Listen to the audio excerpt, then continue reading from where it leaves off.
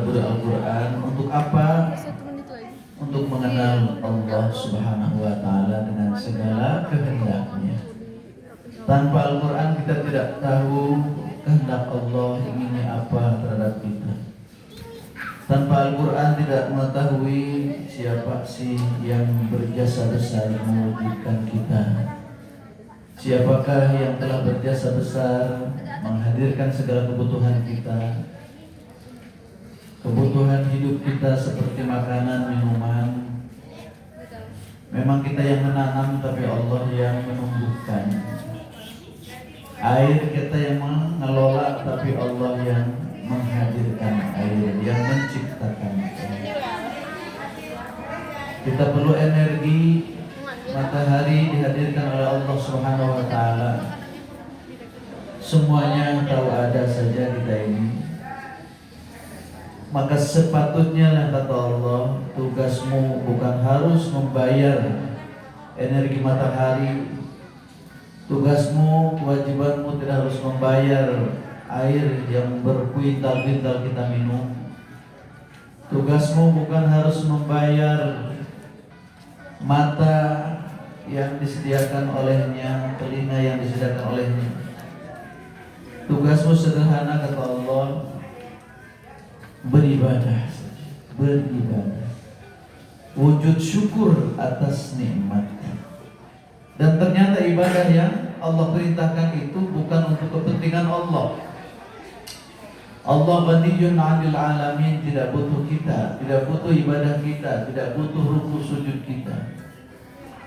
Ternyata kalau kita telaah, yang butuh adalah kita. Hanya kita tidak merasa butuh. Kewajiban memang ada dua, Bapak Ibu. Kewajiban kepada Allah itu ada dua. Satu kewajiban yang berupa kebutuhan, ada kewajiban yang terasa beban. Jadi perintah Allah itu ada dua, ada perintah yang sesuai dengan kebutuhan kita, ada perintah yang terasa beban bagi kita. Mana perintah yang sesuai dengan kebutuhan kita, mencari nafkah, mencari uang, mencari dunia, mencari harta kekayaan, diperintahkan tidak diperintahkan kita pasti mengejarnya. Sementara Allah memerintahkannya kepada kita, wabtaghu min fadlillah wadhkurullaha katsiran. Silakan kamu mencari karunia Allah. Kalau ini perintah kita jalankan dapat pahala. Maka kita usaha, bisnis, bekerja, mencari nafkah, itu sesungguhnya adalah kewajiban dan itu ibadah. Tapi ibadahnya sesuai kebutuhan. Maka orang diperintahkan atau tidak dia akan kejar. Tapi ada ibadah yang beban bagi kita, yaitu yang tidak langsung terasa oleh tubuh kita. Tidak terasa bahwa itu kebutuhan kita langsung, tidak. Contoh sholat. Apa sih arti sholat buat diri kita? Dengan sholat tidak kenyang, dengan sholat tidak dapat uang, dengan sholat tidak naik karir jabatan. Sholat hanya beban, capek, letih. Tapi itu kewajiban sekalipun beban. Tapi satu saat nanti pada level tertentu kita akan merasakan bahwa sholat adalah kebutuhan. Tapi levelnya mungkin pada tingkat tertentu. Kalau hari ini kita masih merasa beban, tidak apa-apa. Satu saat kita akan merasakan ketika tidak sholat ada sesuatu yang hilang pada diri kita. Berarti kita sudah pada level sudah butuh pada sholat. Demikian pula perintah zakat, perintah sahur, mungkin masih beban, capek, letih, lapar. Enak orang lain yang tidak muslim itu tidak sahur, enak sekali. Kita berusaha beban, lapar, nggak apa-apa, terpaksa dulu lah. Karena ini adalah ibadah yang menjadi beban. Tapi satu saat pada level tertentu orang akan merasakan bahwa saum adalah kebutuhan tubuh kita, di mana kita dilatih oleh Allah untuk menyeimbangkan antara masuknya makanan dengan mengistirahatkan tubuh kita dari makanan.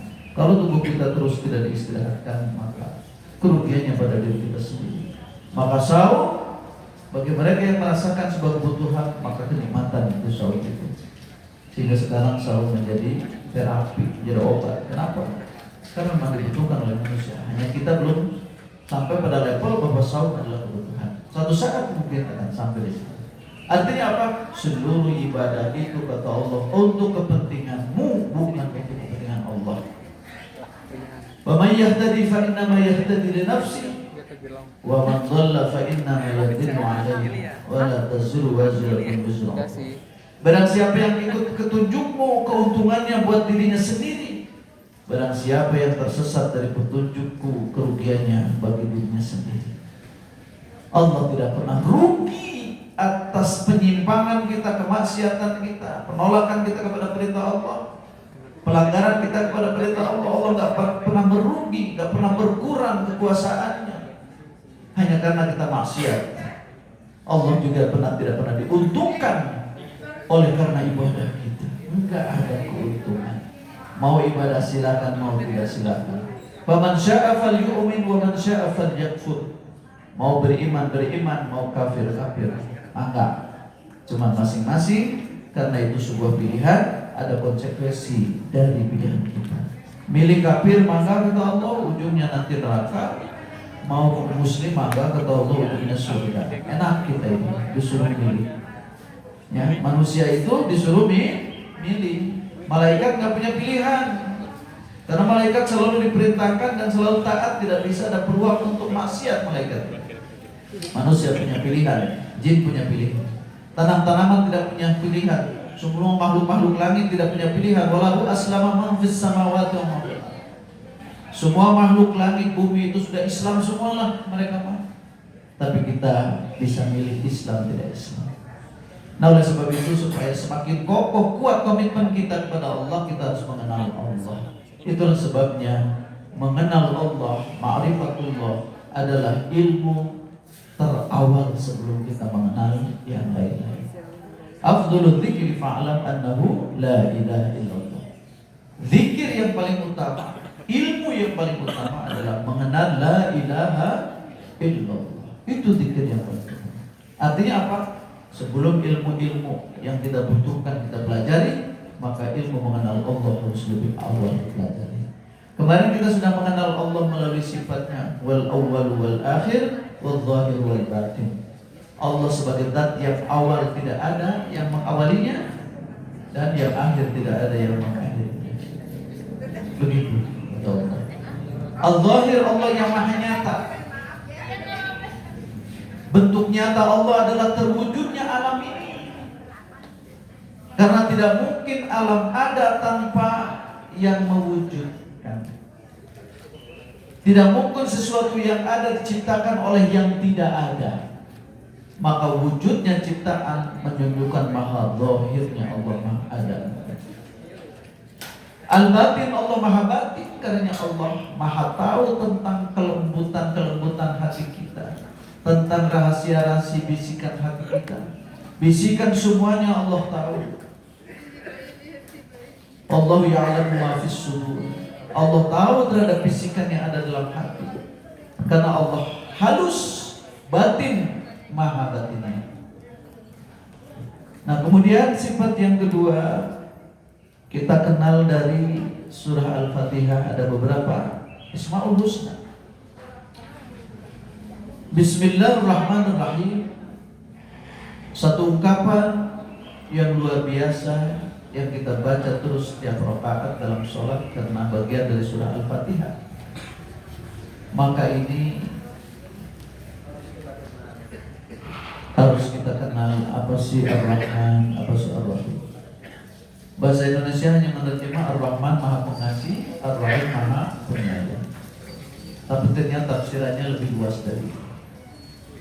Ar-Rahman menurut para mufassir adalah Azimur Rahmat, yang maha luas rahmatnya. Silakan apa? Duduknya masih banyak luas. Di sini bisa satu baris lagi menghadap dari itu. Maka kalau mau di tengah bisa menghadap ke sini, kalau mau di pinggir menghadap. Ya, jadi tadinya ini teh Bapak untuk tahlilan. Maksudnya yang tengah ini, yang satu menghadap sini, yang satu menghadap sana. Tapi karena tidak ada yang menata, akhirnya apa-apa. Maka yang datang boleh duduk di mana saja, di sini dulu. Baik, kita lanjutkan Bu ya untuk ma'rifatullah. Penting buat diri saya, penting buat kita semua. Kita mengucapkan Bismillahirrahmanirrahim. Di situ ada Asmaul Husna. Allah menyatakan pada ayatnya, walillahil asmaul husna fad'uhu biha. Allah memiliki asmaul husna, nama-nama terbaik. Fad'uhu biha, maka berdoalah dengan menggunakan nama-nama terbaik itu. Itu salah satu adab kita berdoa kepada Allah, menggunakan nama Allah, sifat Allah. Sebenarnya dalam al-asmaul husna ada di situ ada af'al Allah, bukan sekedar sifat, tapi juga ada pekerjaan Allah. Kita harus ma'rifatullah, tahu nama, tahu sifat, dan tahu pekerjaan. Supaya jangan salah, ini pekerjaan siapa ya? Saya jadi orang, tidak jadi kucing. Dia jadi tumbuhan, tidak jadi hewan. Siapa ya? Atas karya siapa ini semua? Allah memperkenalkan bahwa dialah Al-Khaliq. Dialah Allah yang mencipta dari tiada menjadi ada, bukan yang lain. Dialah Ar-Razzaq yang mengurutkan rezeki. Itu adalah pekerjaan Allah. Mencipta adalah pekerjaan Allah, memberi rezeki pekerjaan Allah, bukan yang lain. Jadi kalau kita mentauhidkan sifat Allah, nama Allah, af'al Allah, maknanya bahwa hanya Allah yang punya pekerjaan mencipta, itu hanya Allah. Makhluk hanya mengubah dari satu bentuk ke bentuk lain. Sekalipun maknanya mencipta, tapi mencipta yang tidak sama dengan Allah. Kalau Allah mencipta dari yang tidak ada menjadi ada. Itulah Allah, kita kenal siapa satu-satunya pencipta. Tauhid asma wa sifat. Mentauhidkan al-af'al Allah. Hanya Allah yang mencipta, tidak yang lain. Yang kedua, Ar-Razzaq, hanya Allah yang memberi rezeki, bukan yang lain. Makhluk yang memberi rezeki kepada kita itu hanya perantara saja. Bos kita hanya perantara dari Allah. Negara yang menggaji kita hanya perantara dari Allah. Tumbuh-tumbuhan yang bisa memberikan buah-buahannya kepada kita, bukan tumbuhan yang memberi. Dia hanya perantara dari Allah. Kita bisa kenyang dengan padi yang kita tanam. Yang memberi kenyang bukanlah padi, itu adalah Allah. Yang memberi energi pada matahari adalah Allah, bukan matahari yang punya energi. Karena Allah Ar-Razzaq. Matahari diciptakan untuk rezeki bagi kita, tumbuh-tumbuhan diciptakan untuk rezeki bagi kita, hujan diturunkan sebagai rezeki bagi kita. Semuanya hakikatnya Ar-Razzaq, hanya Allah SWT. Cuman Allah memberikan rezekinya melalui makhluk-makhluk tadi. Allah hadirkan air, Allah hadirkan matahari, Allah hadirkan padi, Allah hadirkan tanam-tanaman, semua ini sebagai perantara dari Allah SWT. Itulah Ar-Rabb. Jadi kita mengenal Allah sebagai Rabb, itu hanya Allah sebagai zat yang bekerja, berkarya. Dalam rububiyah Allah minimal ada 4. 1 Al-Khaliq, 2 Ar-Razzaq, 3 Al-Mudabbir. Al-Mudabbir artinya apa? Rububiyah Allah mencakup pentadbiran, menata, mengelola, mengurus, menumbuh kembangkan kita, merawat kita dari segala penyakit-penyakit yang masuk ke dalam bentuk desain oleh Allah. Jadi dalam tubuh kita Allah sudah menyiapkan tentara-tentara yang melawan penyakit-penyakit yang masuk. Kalau daya imunisasi tidak diciptakan oleh Allah SWT, maka kalau ada penyakit datang tidak ada yang bisa melawan. Ditadbir oleh Allah tubuh kita. Alam makro kita ditadbir oleh Allah, mulai dari makanan masuk terus terurai, tambah enzim ini, terus di sini diproses sampai menjadi sari-sari pati makanan, vitamin, protein, semua ditata, dikelola, diatur oleh Allah, dikirimkan melalui darah oleh Allah SWT ke mata, ke telinga, ke hidung, ke semua bagian. Itu adalah tadbir Allah. Dialah Al-Mudabbir. Bagian dari rububiyah Allah adalah Al-Mudabbir. Bukan hanya alam mikro kita, alam yang lebih besar, alam makro, semua dalam tadbir Allah. Kapan matahari harus bergerak, kapan bulan harus bergerak, kapan bumi harus bergerak, kapan Jupiter, Mars, Pluto harus bergerak, semua ditata, dikelola oleh Allah. Belum galaksi-galaksi yang miliaran yang tidak kita dapat deteksi, semua ditata oleh Allah. Gak ada satupun yang bertabrakan. Seandainya ada dua Tuhan, kata Allah, di dunia ini, pasti akan segera binasa. Kenapa? Karena pasti akan ada dua komando. Kalau dua komando berarti tidak akan ada kesepakatan. Kalau ada kesepakatan berarti bukan Tuhan, sebab Tuhan tidak pernah lemah menyepakati Tuhan lain. Harus satu Tuhan itu. Makanya kita esakan Razak Allah, kita esakan Khaliq Allah. Khaliq sebagai Khaliq Allah, kita esakan Mudabbir yang menata, mengelola semua alam ini. Allah satu saja. Tidak ada dua Allah, tidak ada tiga Allah. Satu saja Dia yang Mudabbir. Dalam rububiyah Allah yang keempat adalah Al-Murabbi, yang menumbuh kembangkan jasmani kita dan rohani kita. Allah lah yang menumbuhkan tubuh kita dari satu sel menjadi 2, 4, 8 terus sampai membesar seperti ini. Allah yang menumbuh kembangkan. Allah juga yang merawatnya. Ketika sel-sel kita itu mati, maka segera diganti oleh sel baru. Kita tidak pernah memikirkan itu semua. Kita hanya masukkan makanan-makanan saja. Makanan-makanan pun itu oleh Allah sudah diberikan karakternya masing-masing. Ada yang berisi vitamin A, ada vitamin B, ada berisi protein, ada berisi zat besi, ada berisi ini. Semua oleh Allah sudah ditata, disesuaikan dengan kebutuhan tubuh kita. Kita tidak pernah menata bagaimana menyesuaikan makanan dengan tubuh kita. Allah sendiri yang sudah menatanya. Karena biar kita berkembang, bertumbuh kembang, rohani kita berkembang dari tidak tahu apa-apa menjadi tahu apa-apa. Dari mulai kita tidak pernah mengerti menjadi mengerti. Dari tadinya tidak bisa mengendalikan diri kita menjadi mampu mengendalikan diri.